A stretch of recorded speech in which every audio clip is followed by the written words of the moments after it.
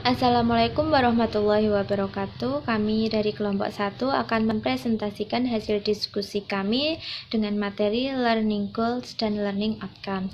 Sebelumnya, perkenalkan kelompok kami. Anggota kelompok kami yang pertama Evi Nur Safitri dengan NPM 1910301023, yang kedua Eva Aviananda dengan NPM 1910301063, yang ketiga Ajeng Setiabudi dengan NPM 1910301105, dan yang terakhir Tri Widianti NPM 1910301115. Materi pertama yang akan disampaikan adalah bentuk-bentuk perencanaan pembelajaran.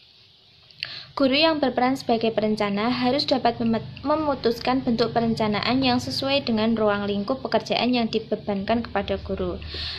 Makean dalam Omah Hamalik tahun 1980 membagi bentuk-bentuk perencanaan ke dalam 3 bagian, yaitu yang pertama, perencanaan jangka panjang atau long range planning.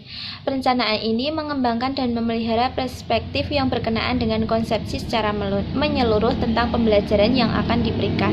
Karena itu, guru perlu memiliki keterampilan dalam membangun unit sumber dan unit pembelajaran yang memuat organisasi pembelajaran. Kedua, perencanaan jangka pendek atau short range planning. Perencanaan ini harus fleksibel dan adaptif dan harus terarah pada kegiatan pembelajaran harian di dalam kelas. Yang ketiga, unit pembelajaran atau unit lesson. Dalam perencanaan ini, hendaknya siswa diberikan kesempatan memberikan kontribusinya terhadap perencanaan.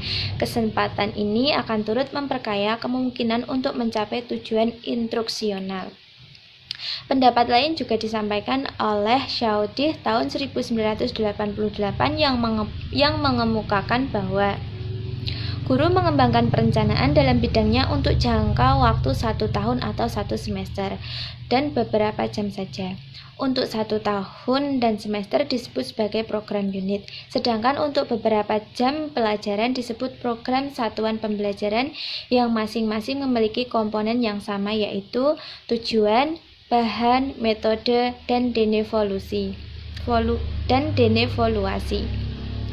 Perbedaan hanya terletak pada keleluasaan dan kedalaman masing-masing level. Tokoh lain yang turut berpendapat yaitu Andreson dalam Mulyasa tahun 2004, membedakan perencanaan dalam 2 kategori, yaitu perencanaan jangka panjang dan perencanaan jangka pendek. Perencanaan jangka panjang disebut dengan unit plans. Perencanaan ini merupakan perencanaan yang bersifat komprehensif, di mana dapat dilihat aktivitas yang direncanakan guru selama 1 semester. Perencanaan umum ini memerlukan uraian yang lebih rinci dalam perencanaan jangka pendek yang disebut dengan perencanaan jangka pendek, disebut juga dengan perencanaan pembelajaran.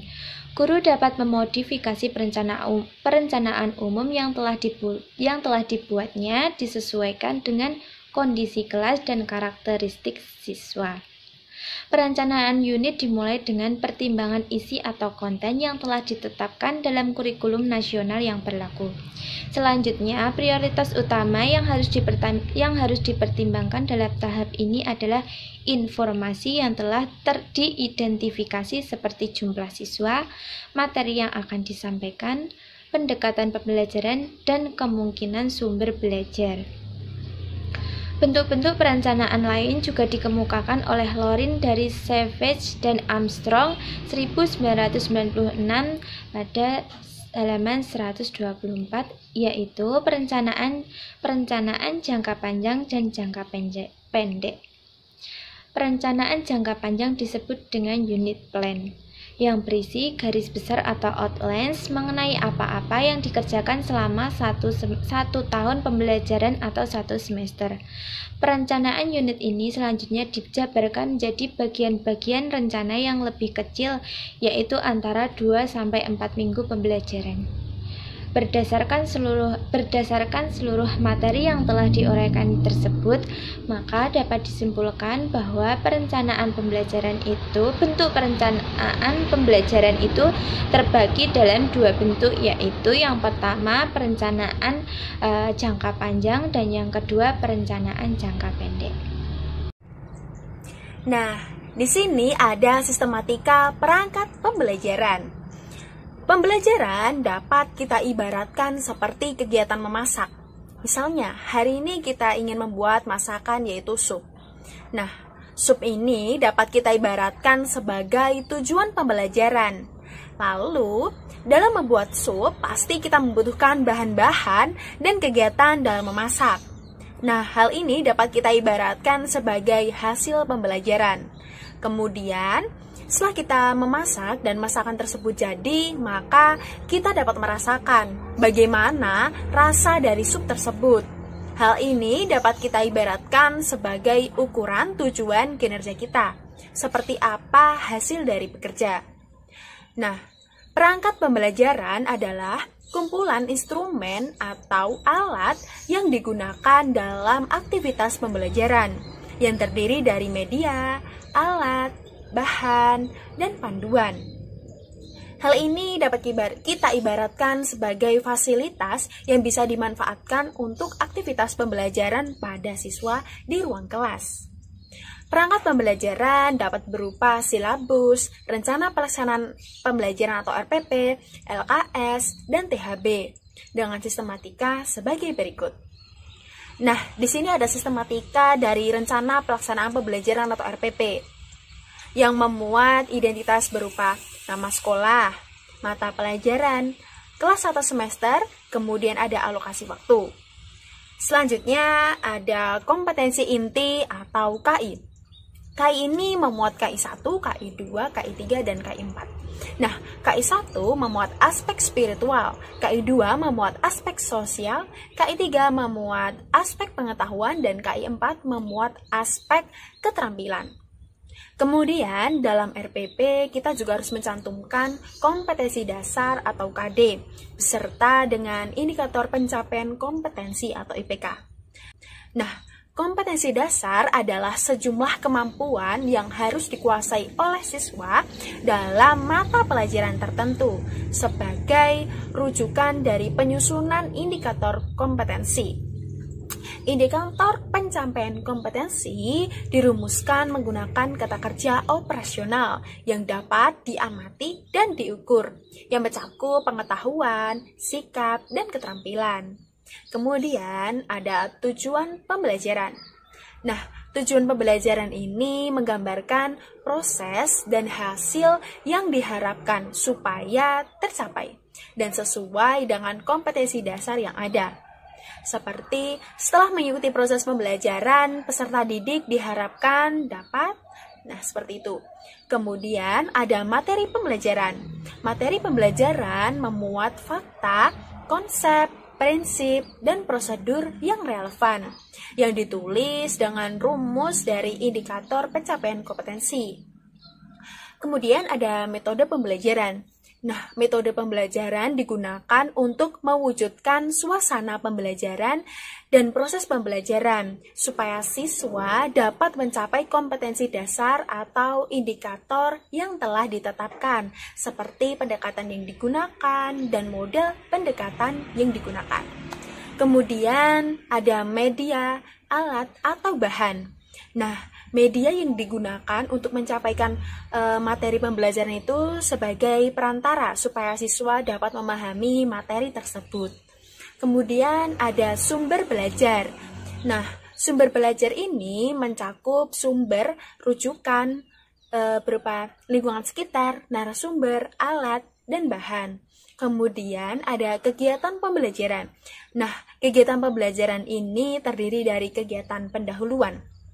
Kegiatan pendahuluan dilakukan oleh guru, seperti memberikan orientasi, apersepsi, atau mengaitkan pembelajaran dengan pengalaman siswa, memberikan motivasi, dan pemberian acuan. Dilanjut kegiatan inti, yaitu kegiatan atau proses pembelajaran untuk mencapai suatu KD. Dan yang terakhir ada kegiatan penutup.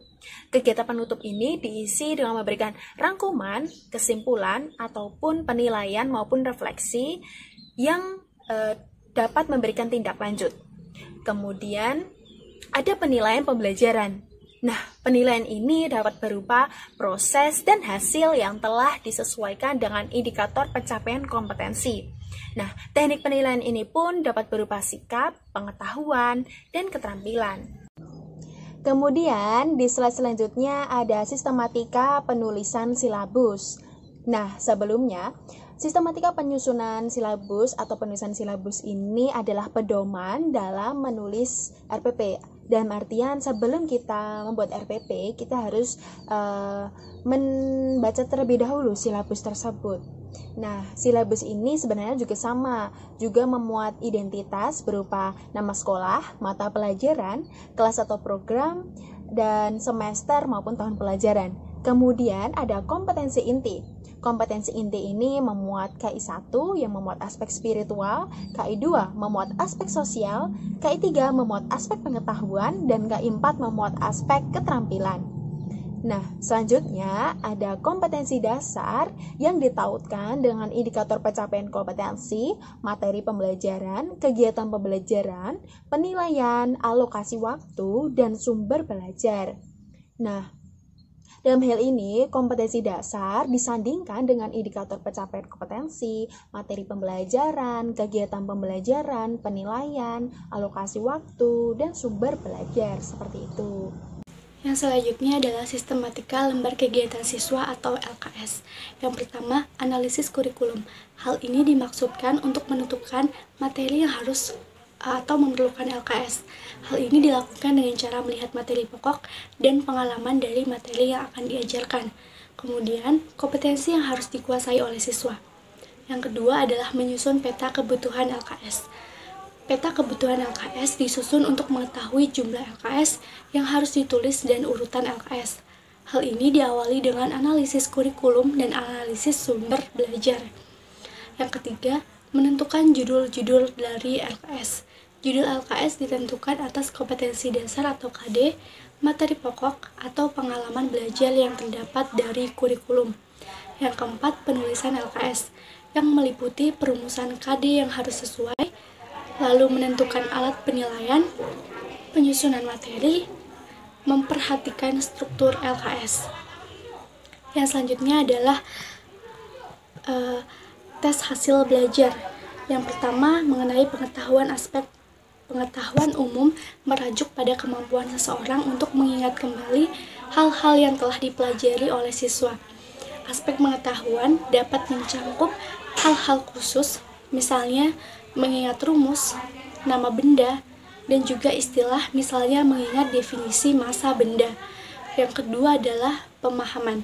Pemahaman merajuk pada pengetahuan seseorang akan apa yang akan dikomunikasikan, dapat menggunakan ide atau materi yang sedang dikomunikasikan itu tanpa harus dikaitkan dengan materi. Yang ketiga, penerapan aplikasi. Penerapan aplikasi adalah kemampuan menggunakan abstraksi-abstraksi dalam situasi khusus dan konkret. Yang keempat, analisis. Analisis adalah kemampuan seseorang untuk melakukan penguraian sebuah informasi ke dalam unsur-unsur atau bagian-bagiannya sehingga hierarki ide menjadi lebih jelas dan atau hubungan-hubungan antara ide-ide yang menjadi eksplisit. Yang kelima adalah sintesis. Sintesis adalah kemampuan memadukan unsur-unsur atau bagian-bagian dari suatu ide sedemikian rupa sehingga memerlukan suatu informasi utuh. Yang terakhir adalah penilaian atau evaluasi. Evaluasi adalah kemampuan memberikan pertimbangan atau nilai kepada materi atau metode tertentu untuk maksud tertentu pula.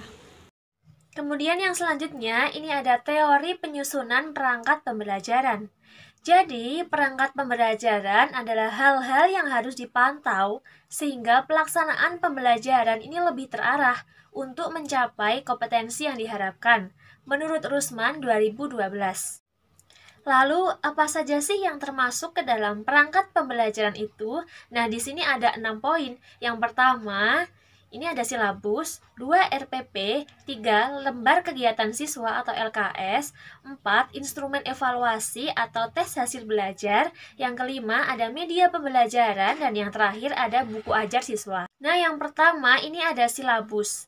Silabus adalah rencana pembelajaran pada suatu atau kelompok mata pelajaran tertentu yang di dalamnya ini mencakup standar kompetensi, kompetensi dasar, dan sebagainya. Rencana pelaksanaan pembelajaran atau biasa disebut sebagai RPP ini adalah suatu pedoman yang di dalamnya berisi langkah-langkah yang akan digunakan guru di dalam pembelajaran. Nah, untuk mencapai sebuah kompetensi dasar ini tentunya harus disesuaikan dengan standar isi yang telah ditetapkan dalam silabus. Dalam penyusunan RPP ini harus memperhatikan peserta didik karena sejatinya peserta didik ini sebagai center learning. Sehingga dalam penyusunan RPP ini harus memperhatikan metode dan pendekatan yang digunakan agar siswa nantinya dapat mencapai tujuan belajar dan hasilnya ini dapat maksimal.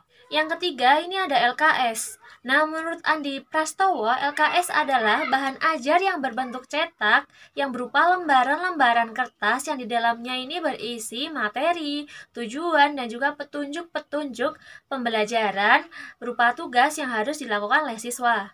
Nah, jadi seorang pendidik dalam menyusun LKS ini harus memperhatikan persyaratan penyusunan dari LKS tersebut agar kompetensi dasar ini dapat tercapai. Oleh karena itulah, seorang pendidik harus memiliki keterampilan dan kemampuan yang cukup. Yang keempat, ini ada THB atau tes hasil belajar. Ini merupakan alat ukur yang di dalamnya berisi pertanyaan-pertanyaan yang setiap butir pertanyaan ini memiliki jawaban atau ketentuan yang dianggap benar. Nah, secara umum, jenis tes ini ada dua jenis. Yang pertama, ini berbentuk uraian atau essay test, dan yang kedua, ini ada tes objektif atau objektif test. Kemudian yang kelima, ada media pembelajaran. Nah, menurut Suraya, media pembelajaran adalah alat yang mampu untuk membantu dalam proses belajar mengajar, serta berfungsi untuk memperjelas makna pesan atau informasi yang ingin disampaikan. Dengan adanya media pembelajaran ini tentu dapat membantu untuk mencapai tujuan pembelajaran dari yang telah direncanakan. Jadi dalam pemilihan media pembelajaran yang akan digunakan kegiatan belajar mengajar di kelas, ini tentu juga harus diperhatikan oleh seorang pendidik. Harus bagi seorang pendidik untuk memilih media pembelajaran yang menarik, yang dapat membangkitkan motivasi siswa dan juga dapat mengaktifkan kelas, agar tujuan dari pembelajaran itu dapat tercapai. Kemudian yang terakhir ini ada buku ajar. Nah, menurut Suharjono, buku ajar adalah buku yang digunakan sebagai buku pelajaran dalam bidang studi tertentu, yang merupakan buku standar yang disusun oleh pakar dalam bidangnya untuk menyampaikan maksud-maksud dan tujuan instruksional.